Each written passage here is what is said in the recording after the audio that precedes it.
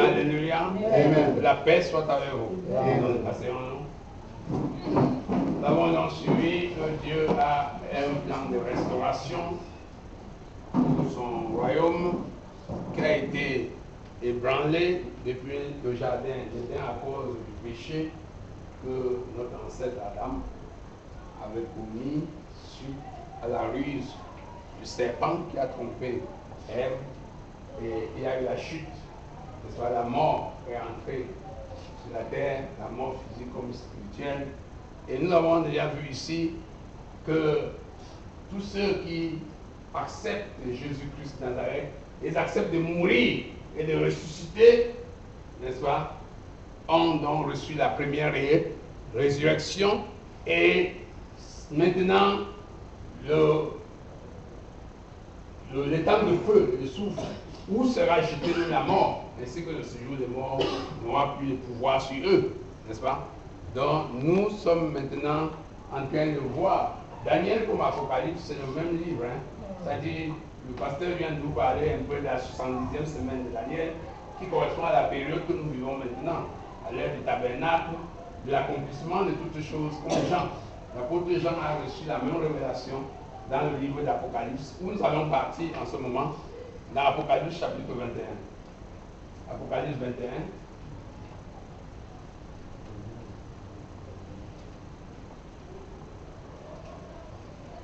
Nous avons reçu les ordres du Fils de l'homme hier soir par téléphone que nous avons prêché dans ce message.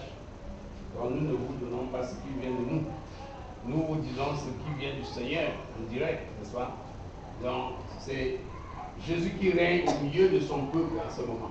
Nous sommes seulement des instruments qu'il utilise pour pouvoir nous faciliter la tâche.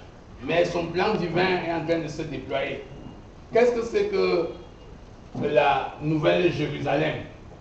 Jérusalem, c'est la cité céleste. C'est la cité qu'on dit que c'est l'épouse de Christ. N'est-ce pas? C'est la cité qui descend du ciel. Et comment est-ce que Dieu est arrivé à nous appeler la nouvelle Jérusalem ou le nouveau Canaan? Comment expliquer ça? Que nous soyons sur terre, que nous soyons au milieu des gens sans foi ni loi, et Dieu arrive à nous indexer, à nous choisir, à faire de nous la nouvelle Jérusalem et sa cité céleste. Comment expliquer tout ça aux yeux des gens qui n'ont pas les yeux pour voir, ni les oreilles pour entendre? C'est très difficile, n'est-ce pas? Et on reçoit ces choses-là par la foi et par la révélation. Amen. Tu ne peux pas te mettre à chercher une explication à cela. Mais papa, Alain va dire, papa, mais pourquoi là-bas on dit que c'est la nouvelle Jérusalem? Alors qu'ils prient aussi, ils lisent la même Bible que nous lisons de l'autre côté, ils chantent les mêmes chants que nous chantons de l'autre côté, et ils vont les mêmes louanges, etc. Mais Alain, vraiment, papa ne peut pas te répondre à cette question. Parce que ça va être très difficile pour lui de te dire que vraiment, mon fils, ceci, c'est 1 plus 1 égale 2. Alléluia. Non. Papa va seulement te dire que ces choses-là, on les reçoit par la foi. Si tu crois que Jésus est mort pour toi et qu'il est ressuscité, alors Jésus lui-même va entrer dans ton cœur et dans ta vie et t'expliquer ce que c'est que la nouvelle Jérusalem. Alléluia. Et cette nouvelle Jérusalem est là. Et nous la vivons. Et nous la sommes. Nous faisons partie de cette nouvelle Jérusalem. Et dans cette nouvelle Jérusalem, la Bible, Dieu a révélé à Ésaïe il y a plus de 1500 ans, avant l'arrivée même avant la naissance de Christ, que cette nouvelle Jérusalem-là est un royaume où même les loups et les agneaux habitent ensemble. Amen. C'est un lieu de paix, un lieu où il y a quelque chose, c'est-à-dire il y a une source d'eau vive qui coule, il y a quelque chose qui coule et qui donne la vie aux gens, et c'est gratuit. Parce que à la nouvelle Jérusalem, on ne vous demandera jamais de payer quelque chose. Amen. Il n'y a rien à payer, vous n'avez rien à payer à la nouvelle Jérusalem. Alors qu'ailleurs, on va vous demander de payer quelque chose quand même. Amen. Et c'est ça qui a fait la différence déjà. ne serait-ce que par l'approche. Et puis à la Nouvelle Jérusalem, il y a le repos de Dieu. Amen. Il y a le repos de Dieu. Les gens se reposent. N'est-ce pas? Pendant que les autres sont en train de monter, descendre, faire ceci, nous pouvons rester à la Nouvelle Jérusalem et gérer le monde entier. Amen. Nous restons à la Nouvelle Jérusalem et nous pouvons téléguider et faire des choses que les autres qui sont dehors et qui s'embrouillent ne peuvent pas faire. Amen. Parce que c'est Dieu lui-même qui conduit les choses dans la Nouvelle Jérusalem. Alléluia. Vous comprenez ça? Et dans la Nouvelle Jérusalem, comme a dit le pasteur, les incrédules et les pécheurs et les menteurs et les soulards et ceci, il n'y a pas de brasserie là-bas pour vous faire la bière ni des liqueurs. Il n'y a que du jus et du bon jus qui est la parole de Dieu et les louanges et les adorations. Alléluia. C'est ça la Nouvelle Jérusalem. Il n'y a pas autre chose que ça. Et si vous cherchez le luxe, il y a des jours où ici nous pouvons transformer tout en luxe. Si bien que étudier ne vaut même rien à côté de cela. Mais il y a des jours aussi où vous allez trouver que nous sommes plus que villageois, alléluia, plus que dans les villages et les campagnes. C'est ça la Nouvelle Jérusalem, ça regroupe tout ce qui est beau, tout ce qui est mauvais, tout ce qui est ceci, mais Dieu brasse tout cela pour faire son peuple et faire la cité céleste. Est-ce que vous croyez à cette parole? Amen. La Nouvelle Jérusalem, c'est les bébés. Tous ceux qui ont le cœur des enfants. Tous ceux qui sont capables de devenir comme les petits enfants ont leur place dans la cité céleste. Alléluia. Mais ceux qui sont orgueilleux, ceux qui sont menteurs, ceux qui sont adultères, ils n'ont pas leur place dans la Nouvelle Jérusalem. Amen. Il faut bien comprendre la différence qu'il y a entre nous et les autres. Et quand vous sortez d'ici, si vous avez les yeux spirituels, vous allez commencer à voir qu'il y a une différence entre la rue là et ce qui est ici à l'intérieur. Amen. Et c'est pareil, tu es un rayon. Donc quand vous quittez ce rayonnement, vous allez sentir en allant, en vous éloignant loin, qu'il y a une différence entre les autres endroits et le tour de la cité céleste. Ce n'est pas l'œuvre des hommes. De moi-même, je ne peux pas. Mais avec Dieu, ce n'est pas l'œuvre de son apôtre. Ce n'est pas l'œuvre de ses pasteurs, ses évangélistes que vous êtes. Mais c'est l'œuvre de Dieu et de Dieu lui seul, de Dieu qui répond de notre Seigneur Jésus-Christ de Nazareth. Alléluia. Et si vous croyez à cette parole, si vous croyez que vous appartenez à la Nouvelle Jérusalem, sachez donc que même si vous avez des soucis qui sont insurmontables pour les hommes, sachez que vos soucis vont s'aplanir au nom de Jésus. Si vous avez des profondeurs qui sont très très loin comme les abîmes, sachez que tout cela sera comblé au nom de Jésus. Si vous avez des manquements en quoi que ce soit, et si vous avez la foi en Jésus, et si vous croyez que c'est lui qui nous a choisis et nous a envoyés afin qu'ensemble nous puissions œuvrer pour la Nouvelle Jérusalem, sachez que vos problèmes auront une solution dans la cité céleste au nom de Jésus-Christ. Car là-bas, il n'y aura pas besoin de maison ni de temple. Est-ce que vous avez un temple ici? C'est Jésus même. C'est Dieu lui-même qui est notre temple. C'est lui-même qui marche au milieu de nous. Il n'y aura pas une lumière particulière pour éclairer les gens. Car Dieu lui-même et le Fils de l'homme sera le flambeau. C'est lui qui éclaire ici et c'est lui qui guide nos pas. Il n'y aura pas dans cette cité-là, n'est-ce pas, un autre nom qui sera prononcé et qui sera hors dehors d'un livre, d'un seul livre, le livre que Dieu nous fait écrire depuis des années, le livre de vie. Amen. Il n'y aura pas deux livres, parce que ce livre, ça fait la synthèse et ça explique ce qui est dans la sainte Bible de Dieu. Alléluia. Notre Dieu ne parle pas en dehors de ce qui est dans la sainte Bible de Dieu. Et c'est ça qui fait notre force, parce que ce n'est pas une hérésie. Une hérésie, c'est-à-dire que les gens se sont levés, comme Joseph Smith, par exemple, n'est-ce pas, de l'église des Mormons, hein? Et il a dit qu'il a reçu une nouvelle évangile. Nous ne disons pas que nous avons reçu une nouvelle évangile, mais nous avons reçu la synthèse non seulement des évangiles, Mais de tout ce que l'apôtre Paul a écrit, de tout ce que les autres épîtres, prophètes ont écrit, et ensuite même de l'Ancien Testament, nous avons reçu la synthèse et la révélation de tout ça. Amen. Donc c'est l'accomplissement de toutes choses et qui se réalise dans le livre d'Apocalypse. Et si vous avez compris cette introduction, je vais lire très attentivement, suivez. Je vais lire très clairement et suivez très attentivement pour qu'un seul mot ne vous échappe pas. Alléluia. Après, vous poserez vos questions, si vous voulez, à Jésus, hein, pas à moi. Vous allez dans votre chambre et vous posez la question au Seigneur. Comme Alain pose souvent à son père. Alain devant son père, il lui dit, mais papa, pourquoi ceci? Pourquoi nous changeons? Pourquoi nous parlons? Pourquoi? Et Dieu lui dit que reste tranquille, Alain. Son père lui dit que c'est Dieu qui est en train d'opérer dans notre vie. Amen. Et il ne faut pas toujours aimer la facilité, Alain. Il faut aussi un peu d'effort, n'est-ce pas? C'est celui qui fait des efforts qui gagne, n'est-ce pas? Puis je vis un nouveau ciel et une nouvelle terre, n'est-ce pas? Un nouveau 21. Premier verset. Puis alors je vis un nouveau ciel et une nouvelle terre, car le premier ciel et la première terre avaient disparu et la mer n'était plus. Et je vis descendre du ciel, d'auprès de Dieu, la ville sainte, la nouvelle Jérusalem, préparée comme une épouse qui s'est parée pour son époux. J'entendis du trône une forte voix qui disait, voici le tabernacle de Dieu avec les hommes. Il habitera avec eux, et ils seront son peuple, et Dieu lui-même sera avec eux. Il essuiera toutes larmes de leurs yeux, et la mort ne sera plus. Il n'y aura plus ni deuil, ni cri, ni douleur, car les premières choses ont disparu. Et celui qui était assis sur le trône dit, voici, je fais toutes choses nouvelles. Et il dit, écris, car ces paroles sont certaines et véritables. Et il me dit, c'est fait. Je suis l'alpha et l'oméga, le commencement et la fin.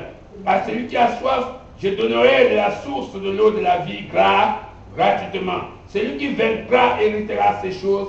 Je serai son Dieu et il sera mon fils. Mais pour les lâches, écoutez bien, pour les lâches, donc ceux qui, quand la tempête souffle un peu, ils fuient, n'est-ce pas? Pour les incrédules, ceux qui ont mis le marteau dans leur cœur.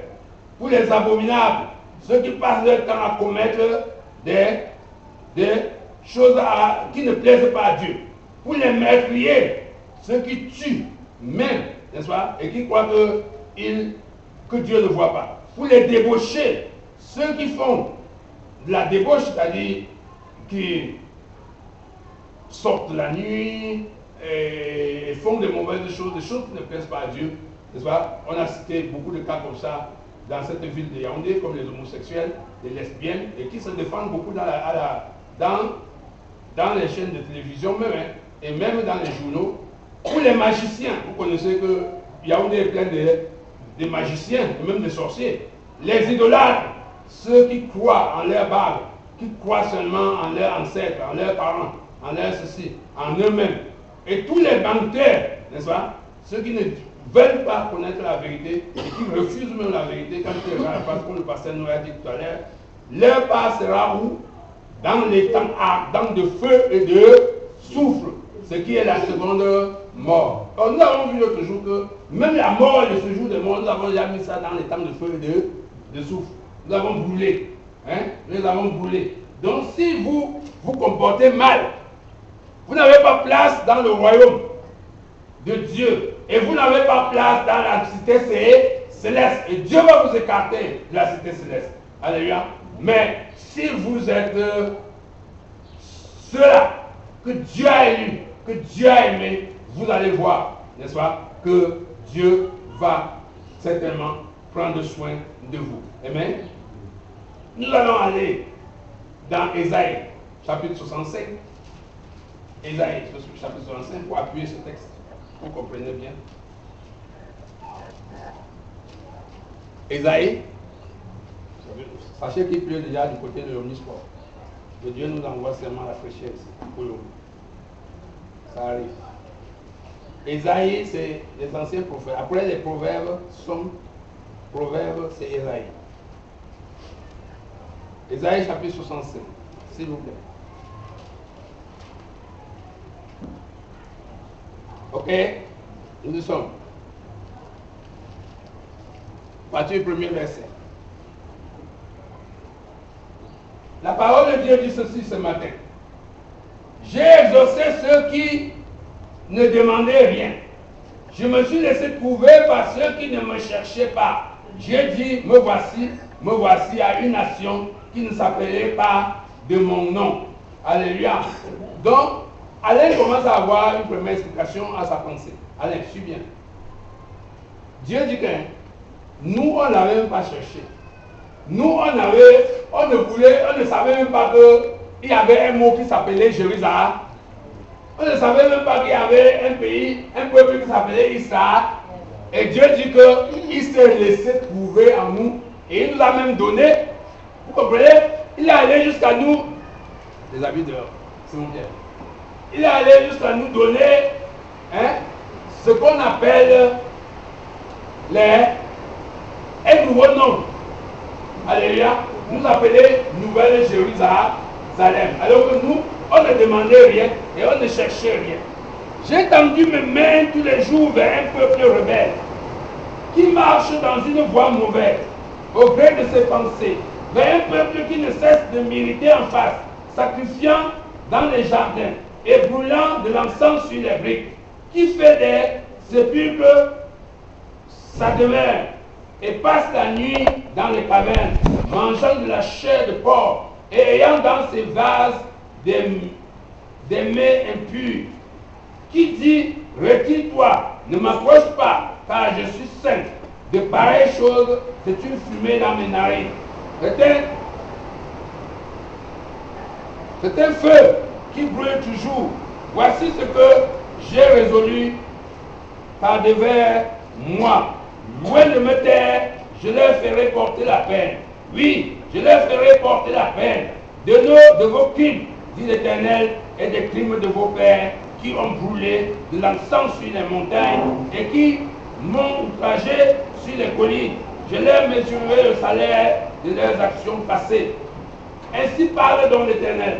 Quand il se trouve du jus dans une grappe, on dit ne la détruis pas, car il y a là une bénédiction. J'agirai demain pour l'amour de mes serviteurs afin de ne pas tout détruire.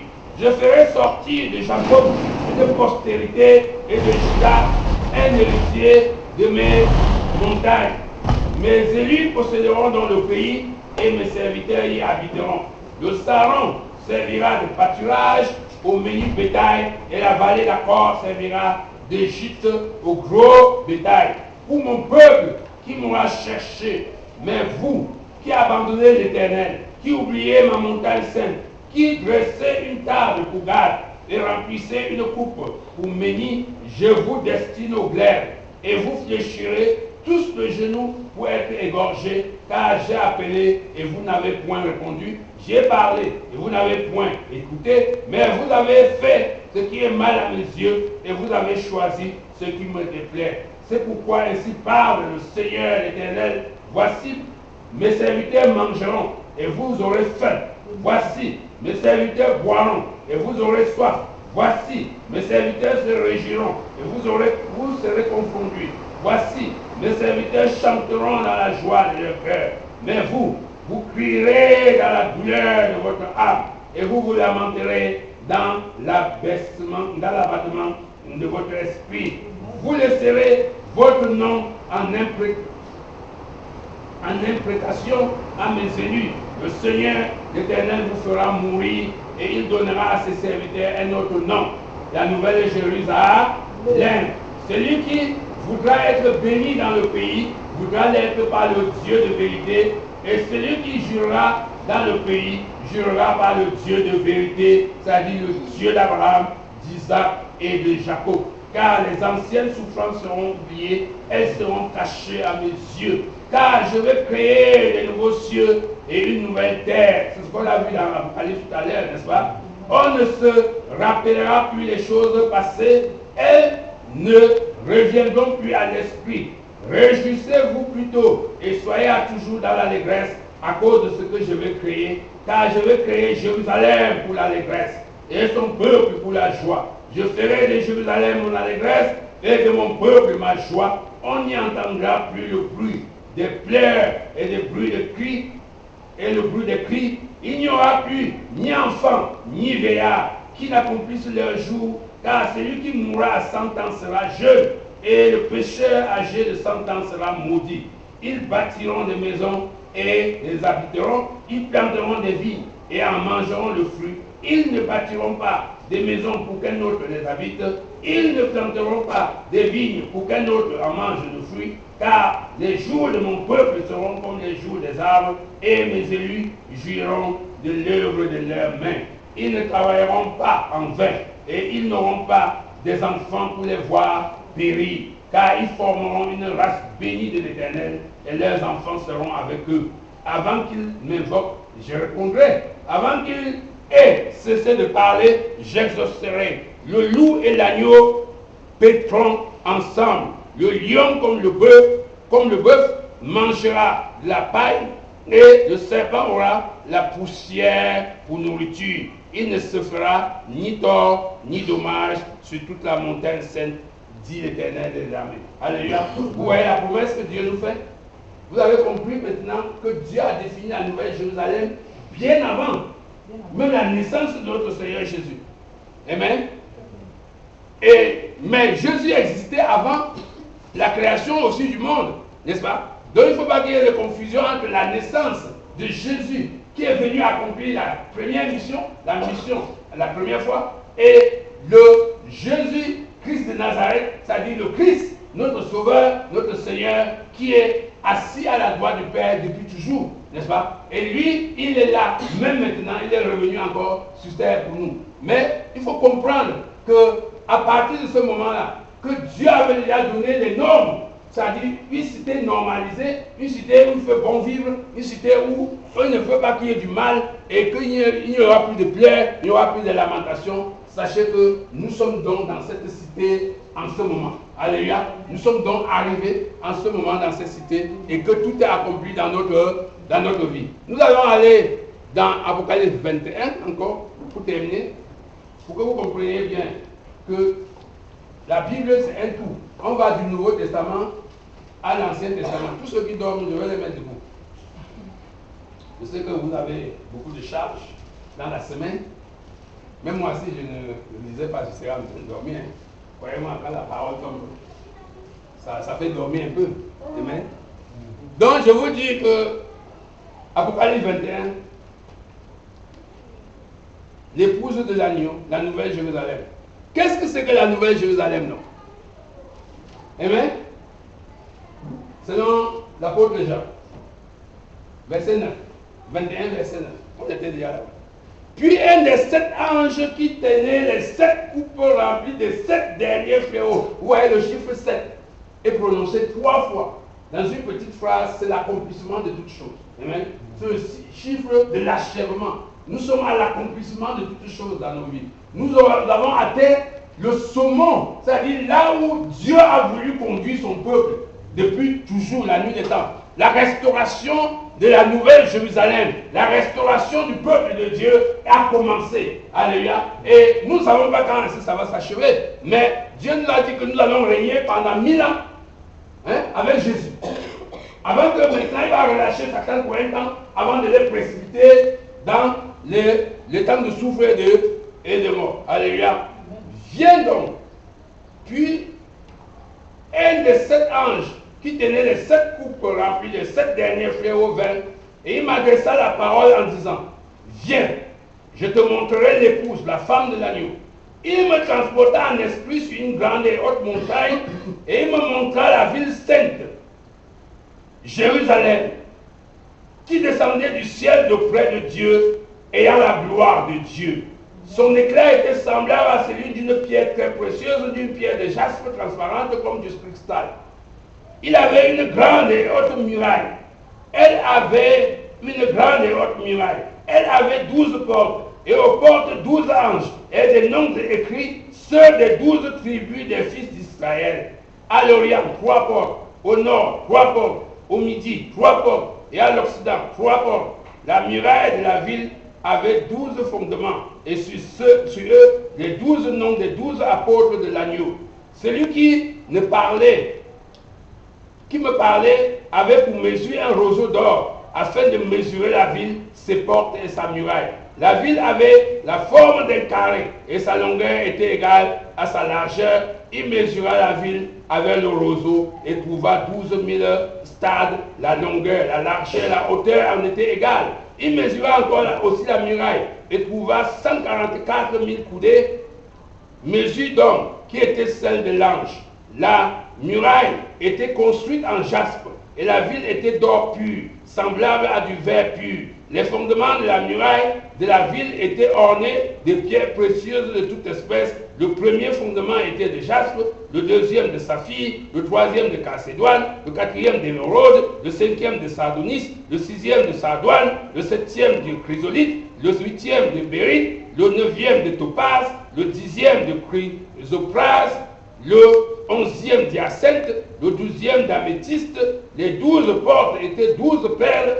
Chaque porte était d'une seule perle. La place de la ville était d'or pur comme du verre transparent. Je ne vis point de temple dans la ville, car le Seigneur Dieu Tout-Puissant est son temple, ainsi que l'agneau. La ville n'a besoin ni de soleil, ni de la lune pour l'éclairer, car la gloire de Dieu l'éclaire, et l'agneau est son flambeau. Les nations marcheront à sa lumière, et les rois de la terre y apporteront leur gloire. Ses portes ne se fermeront point de jour, car là, il n'y aura point de nuit.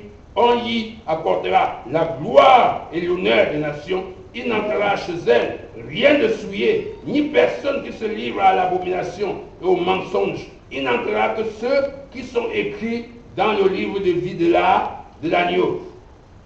Et il me montra alors un fleuve d'eau de la vie, limpide comme du cristal, qui sortait du trône de Dieu et de l'agneau, au milieu de la place de la ville, et sur les 2 bords du fleuve, il y avait un arbre de vie produisant 12 fois des fruits, rendant son fruit chaque mois, et dont les feuilles servaient à la guérison des nations. Il n'y aura plus dans la terre. Le trône de Dieu et de l'agneau sera dans la ville. Ses serviteurs le serviront et verront sa face, et son nom sera sur leur front. Il n'y aura plus de nuit. Ils n'auront besoin ni de lampe, ni de lumière, parce que le Seigneur Dieu les éclairera, et ils règneront au siècle des siècles. Parole de l'Éternel, au nom de Jésus. Amen. Vous avez bien compris? Quelqu'un a déjà vu l'émeraude dans sa vie? L'émeraude. C'est une petite pierre comme ça là, verdâtre, avec des signes. Oui, tu as vu l'émeraude toi? Mais les gens utilisent ça pour faire des pratiques de sorcellerie et pour gagner beaucoup d'argent. Amen. C'est comme les perles. Vous avez déjà vu quand même les perles. Les grosses perles, les petites perles. Et vous avez aussi vu les topazes. Est-ce que quelqu'un y a vu un topaz, les saphirs? Quelqu'un y a vu du saphir? Si vous fréquentez les blancs, vous allez voir tout ça. Les blancs passent tout leur temps dans les mers, dans les pays africains, dans les déserts à chercher ces pierres. Alléluia. Mais Dieu vient te dire ce matin qu'il t'a donné ça en jour. Est-ce que vous comprenez ça? Que toi tu es dans la Nouvelle Jérusalem et tout ce qui est dans la Nouvelle Jérusalem